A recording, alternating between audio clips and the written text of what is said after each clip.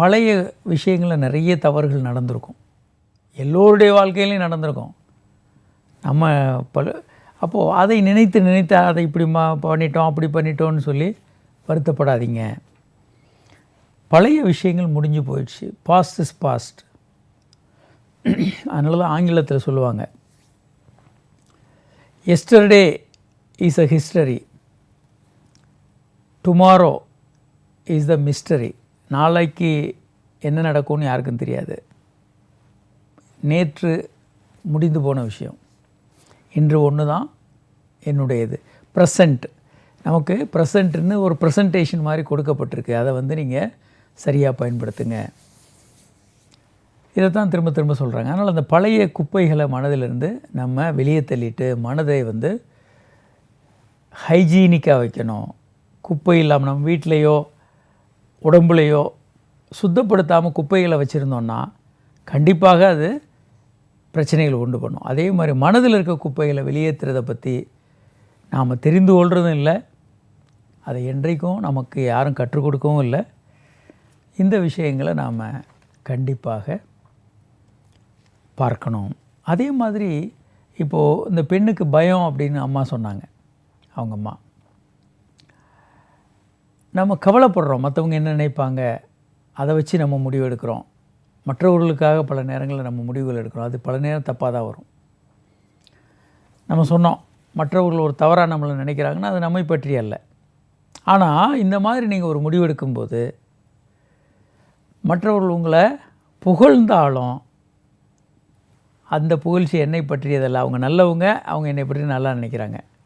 இன்னொருத்தர் சரியில்லாமல் இருக்கலாம், அவருடைய பார்வை சரியில்லாமல் இருக்கலாம், என்னை பற்றி அவர் தவறாக நினைக்கலான்னு சொல்லிட்டு போகலாம். அப்போது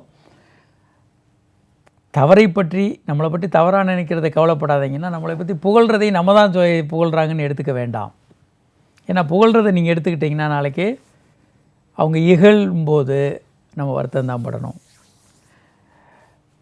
நிந்தா துதி ஏக் சமான். ஸோ நிந்திப்பதையும் துதிபாடுவதையும் சமமாக பாருங்கள். இது நம்ம இதில் வெஸ்டர்ன் கண்ட்ரீஸை விட நம்ம நாட்டில் இந்த மன விஷயங்களை ரொம்ப ஆழமாக பண்ணியிருக்காங்க. ஆனால் என்ன விஷயம்னா, மதங்களோடு இது இணைந்து நின்று சாதாரண மனிதனுக்கு போய் சேராமல் இருந்துருச்சு. அது ஒரு மிகப்பெரிய பிரச்சனை.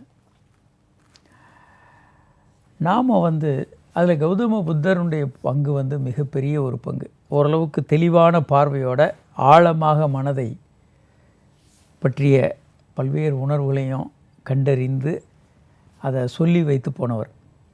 அவர் சொன்ன விஷயங்கள் இன்றைக்கும் நம்மளுக்கு ரொம்ப அற்புதமான ஒரு விஷயமா இருக்குது. அவர் போகிற இடங்கள்லாம் ஒரு நடமாடும் அந்த ஒரு காந்த கதிர்களை அவர் தன்னை சுற்றி பரப்பிக்கிட்டு இருந்தவர். ஒரு நம்பிக்கை, ஒரு மகிழ்ச்சியை போகிற இடங்கள்லாம் பரப்பிக்கிட்டு இருந்தவர். அதுபோல் ஒரு மனிதனாக மாறுவதற்கு எல்லாராலையும் முடியும். அது போன்ற ஒரு மனநிலையை நம்ம உருவாக்கும் போது நாமளும் மற்றவர்களுக்கு ஒரு தைரியம் கொடுக்கக்கூடிய நபர்களாக வாழ முடியும். நம்ம ஏற்கனவே இதை பற்றியெல்லாம் பேசியிருக்கோம். இதற்கு புதிய சில கண்டுபிடிப்புகள் அமெரிக்காவில் நடந்த இந்த 252வது அமெரிக்கன் கெமிக்கல் சொசைட்டியினுடைய கான்ஃபரன்ஸில் கண்டுபிடிச்ச அந்த பயோசென்சார்ஸ். இந்த பயோசென்சார்ஸ் மூளையில் ரிலீஸ் ஆகக்கூடிய கொஞ்சம் கொஞ்சம் கெமிக்கல்ஸை கூட கண்டுபிடிச்சி என்ன நடக்குதுன்னு கண்டுபிடிக்க ஏற்றதாக இருக்குது. அப்போது சிந்தனைகள் எப்படி உருவாகுது, இந்த விஷயங்கள் இந்த பயோசென்சார்ஸ் மிகப்பெரிய அளவுக்கு பலனுள்ளதாக இருக்குது. ஸோ இப்போது பல நேரங்களில் இந்த மூளை நோய்வாய்ப்படாமல் இருக்கணும்னா, நம்ம உடல் நோய்வாய்ப்படாமல் இருக்கணும்னா உடலை பாதுகாக்கிற மாதிரி மூளை நோய்வாய்ப்படாமல் இருக்கிறதுக்கு மூளையை நம்ம பாதுகாக்கணும். அதில் தான் எல்லா உணர்வுகளும் வருது. மகிழ்ச்சி, கோபம், வருத்தம், வெறுப்பு. மூளைக்கு போய் சேரக்கூடிய அந்த இன்புட், மூளைக்கு வரக்கூடிய அந்த இன்புட் சரியான விஷயமாக இருக்கணும். அப்போ சரியான எண்ணங்கள், சரியான சிந்தனைகள் வர்ற மாதிரியான சரியான விஷயங்களை தான் படிக்கணும், பார்க்கணும், கேட்கணும். நாம் எதை படிக்கிறோமோ, எதை கேட்கிறோமோ, எதை பார்க்கிறோமோ அதுவாக நாம் மாறுறோம்.